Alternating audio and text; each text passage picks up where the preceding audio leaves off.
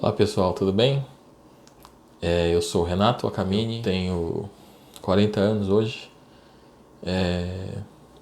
Trabalhei aí nos últimos 14 anos aí praticamente na área de pricing. Passei por algumas grandes indústrias do Brasil, trabalhei em algumas outras empresas como consultor também. Hoje eu tenho uma empresa aqui no Brasil, a gente representa uma empresa americana de sistema para otimização de supply e otimização de pricing, tá? E eu tô aqui para fazer alguns vídeos aqui para falar um pouco de pricing, dessa minha experiência, compartilhar um pouco para vocês. Por que eu estou fazendo isso, né? Acho que primeiro que eu tinha essa vontade há muito tempo de compartilhar um pouco das minhas experiências com vocês, trocar um pouco de ideia, também ouvir os comentários de vocês e de repente a gente começar a criar uma comunidade em cima disso. Tem muita informação a respeito disso na internet, tá? Aqui no Brasil é um negócio que já cresceu bastante, mas ainda comparado com alguns outros países como os Estados Unidos ainda é incipiente, o público de pricing,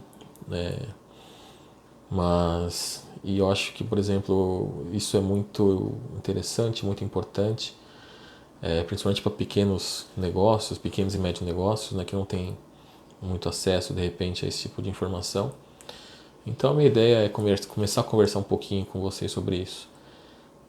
Mas o primeiro ponto é que eu preciso falar o que é pricing, né? Para quem está vendo isso pela primeira vez, nunca ouviu falar do que é pricing, ou já ouviu falar, mas não sabe profundamente o que é isso, tá? Então, na verdade, pricing nada mais é do que alguns conjunto de estratégias e técnicas para você conseguir extrair mais resultado e conseguir precificar melhor, definir melhor o preço do seu produto ou serviço. Eu chamo isso de uma arte, né, de precificar, porque cada dia a gente aprende uma coisa diferente e a gente precisa muito de criatividade muitas vezes para trazer algumas técnicas ou testar algum negócio novo. Então quando a gente opera isso no dia a dia, a gente sempre está testando alguma coisa diferente, vendo o que funciona, o que não funciona. De repente algumas coisas que a gente aprende em literatura, a gente consegue aplicar no dia a dia. Mas cada negócio que eu vi tem suas particularidades, né? Então cada negócio é super próprio, né, de cada negócio. Você tem alguns obstáculos diferentes, tem alguns processos diferentes que rodam a companhia, que funcionam de formas diferentes. Então, mesmo que você trabalhe em duas empresas do mesmo segmento, como já aconteceu comigo, eu tenho técnicas de precificação totalmente diferentes, muitas vezes, né, e maneiras de precificar diferentes, porque o mercado de um, às vezes não é o mesmo mercado do outro, tem um pouco de diferença. A forma como a empresa funciona de um lado é diferente do outro, o sistema de uma empresa é diferente do outro. Então, obviamente, o conceito básico você consegue aplicar nos dois negócios, mas nem sempre, nem sempre você vai usar exatamente a mesma coisa. Então, nesse vídeo aqui, são praticamente 5 assuntos que eu gostaria de abordar para conversar com vocês. Primeiro é o que é pricing, que é aquilo que eu comentei aqui já inicialmente. O segundo é qual que é a importância do pricing, para que serve a área de pricing, para que serve, o que um profissional de pricing agrega para o negócio ou não. O que seria um pricing estratégico, então eu dar alguns exemplos de pricing estratégico também, como é aplicável no dia a dia, tá? E também falar um pouco de algumas aplicações disso e dar alguns exemplos também para vocês do nosso dia a dia. Tá? Então, primeiro já expliquei um pouquinho o que é pricing, né? Então, na verdade é uma variável do marketing, né? Dos 4 P's de marketing lá, de praça, produto, promoção e preço. E o Kotler dizia que dos 4 P's de marketing, o preço é o único que gera receita, os outros produzem custos, né? Então, com essa citação do Kotler, que eu digo que o preço é a maior alavanca de resultado de qualquer companhia. Então o que significa isso? Significa que se eu aumentar 1% de preço, eu gero mais resultado do que aumentar 1% de volume ou que reduzir 1% de custo. Vai ter um vídeo que eu vou falar especificamente sobre isso, tá? Eu não vou entrar muito em detalhe, mas na média aí 1% de preço gera 3 a 5 vezes mais do que 1% em volume, tá? Essa é a continha básica. Tem um vídeo que eu explico, faço uma continha básica que você vai conseguir enxergar isso e vai poder tentar fazer aplicar no seu negócio, mas é basicamente isso. Quando você, e tem um outro fator que assim, quanto menor é a margem de contribuição da tua companhia, mais importante vai ser o preço, tá? E um frigorífico, por exemplo, que tem uma margem super apertada, chega a ser 10:1. Então 1% de preço gera 10 vezes mais resultado que 1% em volume. Isso vai variar muito de indústria para indústria, de empresa para empresa, mas você vai ser sempre na faixa de 4:1, 5:1, 3:1. O importante aqui o preço é a maior alavanca, então você tem que cuidar muito bem dele. Então com isso, em alguns lugares, eu tenho vários lugares que eu tenho experiência, então muitas vezes o pricing acaba se derivando de uma área de marketing, de uma atribuição de marketing, para virar uma área específica, para cuidar disso.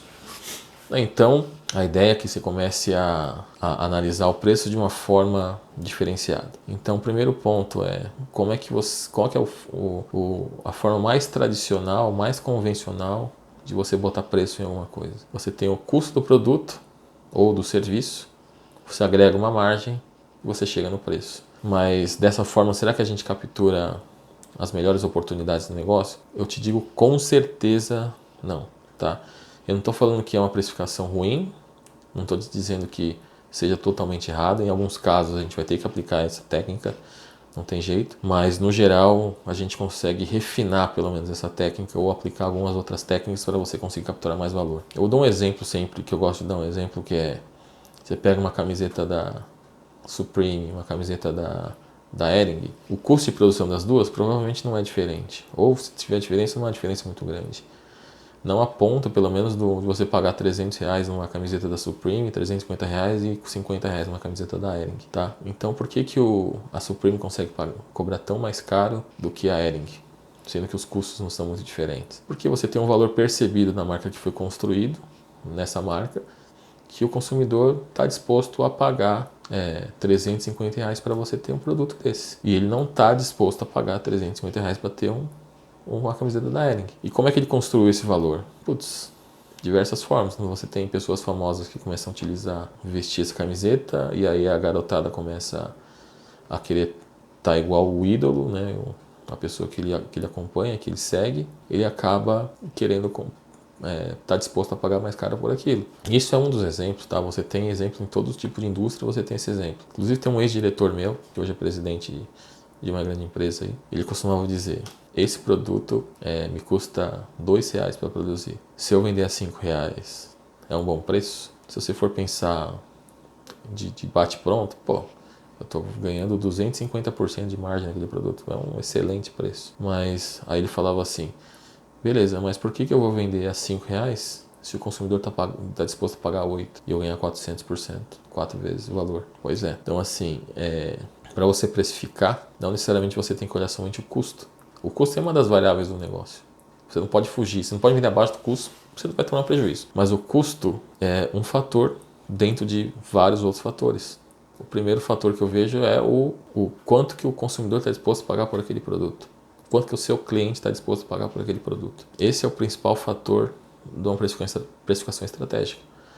É você conseguir vender o seu produto no limite do que o seu consumidor está disposto a pagar por ele. E aí você vai encontrar algumas técnicas ao longo do caminho.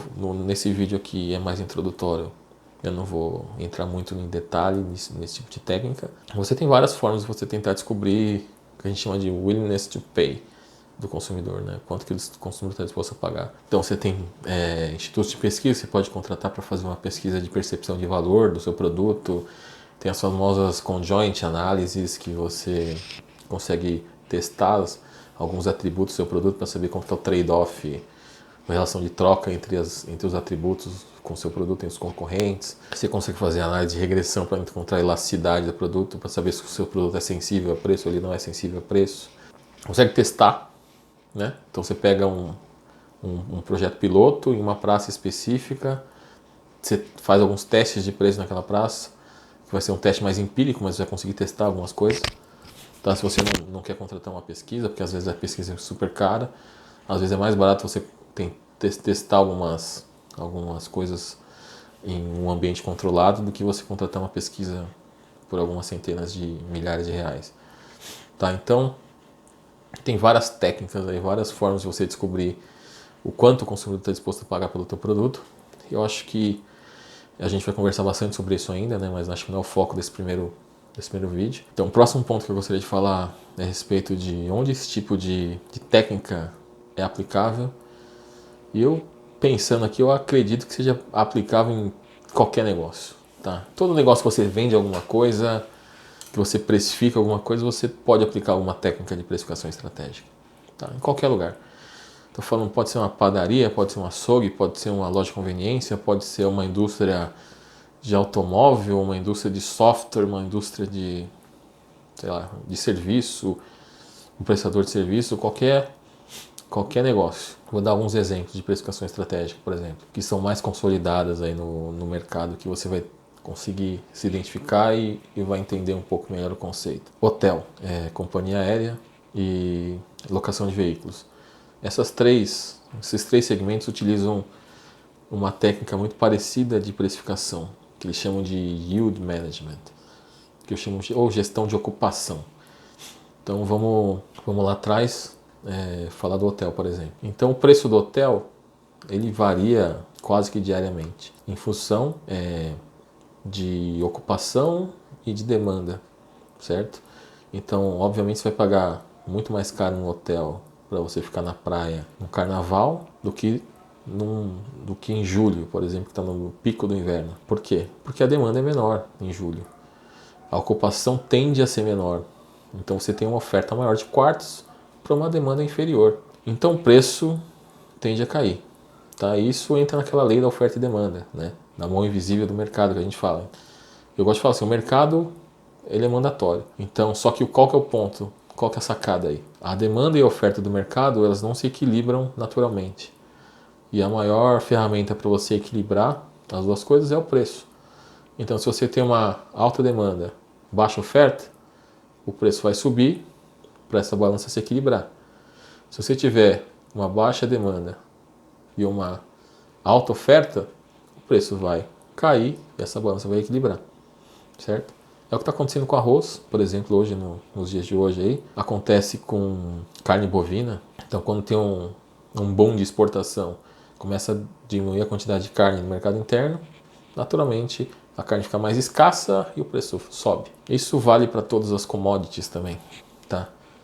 Mas não só commodity, né? Mas todo produto que é escasso ele tende a ser mais caro, né? Então, por que o diamante é mais caro do que o cristal? Porque ele é mais escasso, né? Então a escassez ela gera um aumento de preço. Então isso é onde entra a demanda e oferta. Então só retomando o raciocínio, então voltando lá na questão do hotel. Então numa época de temporada o hotel custa mais caro. Então eles utilizam uma técnica, né, que ele vai olhar, por exemplo, 6 meses antes do carnaval. Ele vai ver historicamente, nesse período aqui, 6 meses antes do carnaval, quantos por cento de quartos eu tinha de ocupação. Quanto que eu tinha de ocupação no meu hotel? Historicamente eu tinha 10% de ocupação. Quanto que eu tô esse ano? Eu tô com 25% de ocupação. Opa, já sinaliza um sinal vermelho e fala, acho que eu tô com a demanda acima do que eu estava prevendo. Então ele vai lá, aumenta o preço. Aí passa um tempinho, falta 3 meses para o carnaval. Historicamente eu deveria estar com 60% de ocupação já nesse período. Eu tô com 30%. Opa, acho que eu subi o preço demais. Então vou baixar aqui, fazer alguma promoção para tentar equilibrar o jogo novamente. Porque o pior cenário para ele é chegar na data do carnaval e tá com o hotel vazio. Então você tem um produto que você tem um shelf life de venda. Então, sei lá, pega um presunto da vida que você tem 60 dias de shelf. Você tem 60 dias para vender aquele produto. O hotel tem até a data que você está vendendo para vender o quarto. Então, se ele não vem um quarto de ontem para hoje, o produto venceu, vamos digamos assim. Então, se eu estou vendendo para o carnaval, ele tem 6 meses para vender aquele produto. Quanto mais vai chegando perto, se ele tiver com uma demanda muito, muito alta, o preço vai aumentar.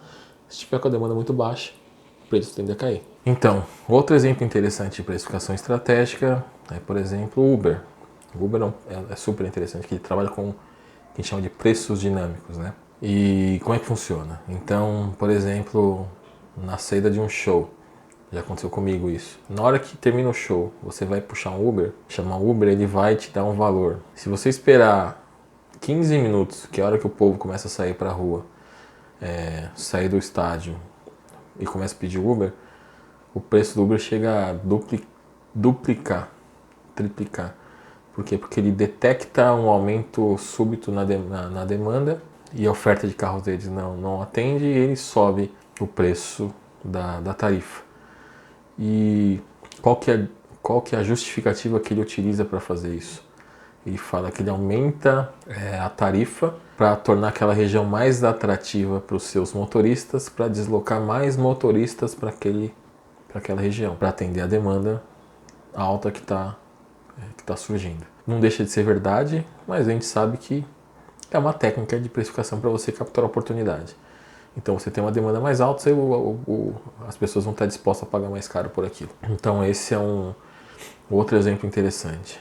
Deixa eu ver um outro exemplo, seguradora. Seguradora, ele precifica basicamente individualmente, né? Então cada pessoa tem um perfil diferente para a seguradora e ela vai precificar o seu seguro baseada em risco e no seu perfil, né? Então ela vai ter um histórico de perfil. Motoristas abaixo de 25 anos. Historicamente, estatisticamente, é um risco maior de acidente, que geralmente ainda são mais imprudentes, né? Enquanto um seguro para uma pessoa abaixo de 25 anos é mais caro do que acima de 25 anos. Seguro para mulher geralmente é mais barato do que seguro para homem, porque a mulher geralmente tende a ser mais cuidadosa e se envolve menos nos acidentes do que os homens. Se você mora numa região mais violenta ou com um índice maior de criminalidade e índice de roubos de carro, você vai pagar muito mais caro no seu seguro do que se você morar numa região que tem pouco índice de roubo a carro. Depende do modelo do carro também, tem carros que são mais visados e menos visados. Então, enfim, pelo perfil que você tem mapeado no seguro, você vai pagar um seguro mais caro e mais barato do que o seu vizinho, por exemplo. Então, também é uma técnica de precificação que ele precifica, ele segmenta no nível de cliente, né? Outra técnica, por exemplo, de precificação, quando a gente fala de diferenciação de preço por canal ou por região. Vamos falar um pouco por canal primeiro. Então, vai de quanto o consumidor está disposto a pagar por aquele produto. Então, você tem que precificar no limite daquilo que o consumidor está disposto a pagar.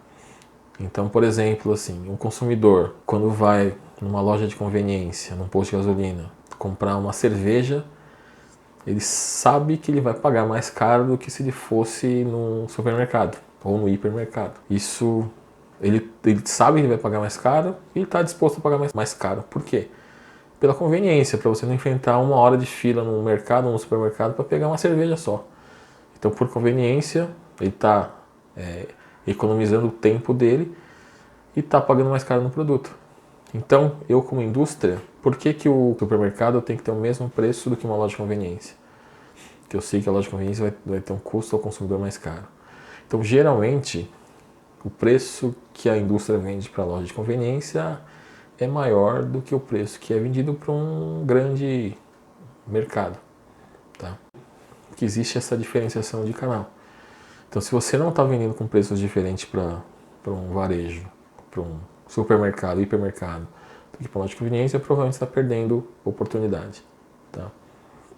Região, né? Então, o Brasil, principalmente, que é um país que tem uma malha tributária super complexa e insana, se você tem uma presença nacional, provavelmente você deveria ter alguns preços regionalizados, tá? Considerando principalmente... Aí tem diferença de custo de imposto, mas também diferença de percepção de valor de cada região do país com relação ao seu produto. Vou dar um exemplo de carne, tá? Que eu trabalhei nessa indústria, então sei como funciona. Então você tem diferentes hábitos de consumo, por exemplo, de carne. Você pega uma região de São Paulo, você tem o principal corte da região é um contrafilé. Quando você vai para o Rio de Janeiro, Já não é o contrafilé, o maior hábito de consumo lá é a alcatra, né? Quando você vai para o Nordeste, o maior consumo é de coxão mole, por exemplo. Então, o coxão mole, se você colocar o preço do coxão mole, mesmo o preço da alcatra, às vezes você vende o coxão mole e não vende a alcatra. Já vi acontecendo isso. E, teoricamente, quando você olha assim, o coxão mole, o alcatra, parece um corte mais valorizado para nós. Para nós, eu digo que eu sou da capital, aqui de São Paulo, né? Do que o coxão mole. Então, só que os hábitos de consumo são diferentes. Então, você vai em Goiás, eles comem muito cupim. Então, o cupim lá tende a ser mais caro que nos outros estados. Então, existe uma regionalização também. Né? Você consegue ter preços diferentes por região, preços diferentes por canal, por tipo de cliente. Então, porque você tem valores percebidos diferentes de cada cliente para o teu produto. Por exemplo, um exemplo besta aqui, mas um exemplo, quanto que, se você não é fumante, quanto que vale um cigarro para você? Vale nada. Você não fuma. Quanto você pagaria por um cigarro? Nada. Agora, quanto que um fumante, imagina que só tenha uma loja que venda cigarro na cidade inteira. Quanto que o fumante pagaria pelo cigarro naquela loja? Pagaria o preço que fosse, porque ele precisa fumar, ou que tem a necessidade, tem o vício de fumar. A mesma coisa do remédio. Então tem aquele remédio que eu esqueci, Zolvezna, não lembro o nome direito, mas aquele remédio para uma doença super rara, que é o remédio mais caro do mundo, que custa, se eu não me engano, 4, 5 milhões de dólares. Pô, como é que o cara consegue cobrar 5 milhões de dólares num remédio? Porque só ele tem. Então ele é escasso e ele atende um público muito específico, que tem aquela necessidade, e se o cara tem o dinheiro, ele vai gastar, ele vai pagar até mais, se tiver o dinheiro. Ele está precificando aquilo que o consumidor dele está disposto a pagar, né? Então, é uma precificação estratégica, sem dúvida. Tem vários outros tipos, né, de precificação. E onde que se aplica? Então, como disse, aplica a qualquer tipo de negócio. Como é que você precifica, por exemplo, sei lá, um açougue? Como é que você conseguiria, por exemplo, aplicar uma técnica de precificação estratégica? Primeiro, você pode ter uma pesquisa de concorrente. Como é que os seus concorrentes estão vendendo a carne naquela região? Você pode ter uma comparação com o supermercado, quanto que o supermercado está vendendo a carne.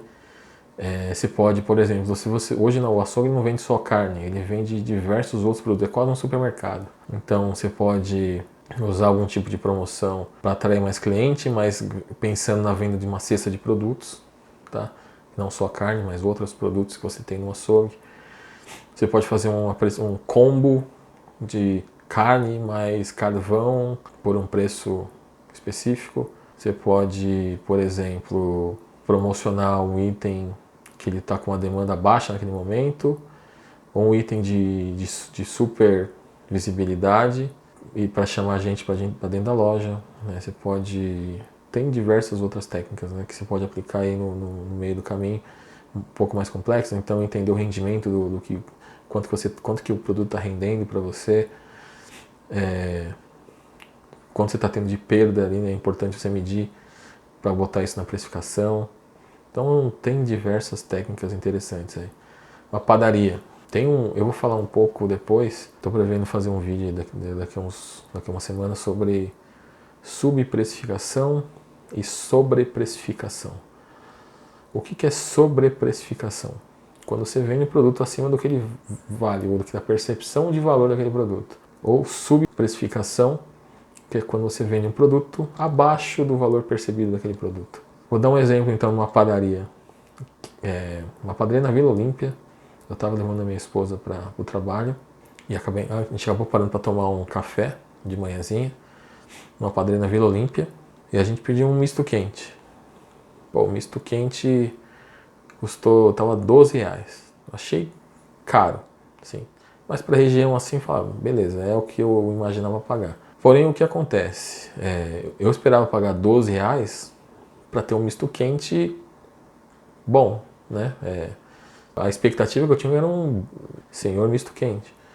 Só que no final veio um pão que estava murcho, veio uma fatia de queijo e uma fatia de presunto, e o cara me cobrou R$12. O problema não é ele ter me cobrado R$12. O problema é ele ter cobrado R$12 e ter entregue um produto muito abaixo da minha expectativa para os R$12 que eu paguei. Da mesma forma, tem uma outra lanchonete que fica no Tatuapé, que é perto de casa aqui. Às vezes vou tomar café lá com a minha esposa. E lá ele tem... sempre eu peço um salgado e um suco. Aí vem um suco, uma jarra, suco super saboroso. O salgado delicioso. E quando eu vou pagar, o cara me fala R$8. Eu até assustei a primeira vez que eu fui, porque eu achei que ele tinha cobrado errado. Não, ele falou, você cobrou tudo? É o salgado e o suco. Ele falou, cobrei tudo, são R$8. Então esse é o caso inverso. Então eu acho que esse cara está perdendo a oportunidade, porque ele tem as coisas extremamente bem apresentadas, saborosas e um preço abaixo do que eu estava disposto a pagar por aquilo. Se ele me falasse R$12 pelo suco e o salgado, para mim estaria muito bem pago. Porque primeiro que eu estava com aquela percepção do misto quente de R$12, que era ruim. E aí eu vou num outro lugar, onde tudo é saboroso, o suco vem numa jarra, nem em copo é. O suco, um dos melhores sucos que eu já tomei, e o cara me cobrou R$8 pelo salgado e pelo suco. Então assim, tranquilamente eu pagaria R$12, sem pensar, né? Então nesse caso, ele está subprecificando o produto dele. Se ele subisse o preço dos dois produtos para R$6 o salgado e R$6 o suco, eu acho que a demanda dele não cairia. Acho que ele continuaria vendendo a mesma coisa que ele vende hoje, com uma receita muito maior. Ou pode ser que ele perdesse alguns clientes, mas muito provavelmente o incremento que ele teria na receita cobriria essa perda. Tá? Então esse é um exemplo de subprecificação que eu tive aí. Então, se ele adotasse algumas técnicas de precificação, se ele estudasse melhor a forma de precificar, talvez ele ganhasse mais dinheiro.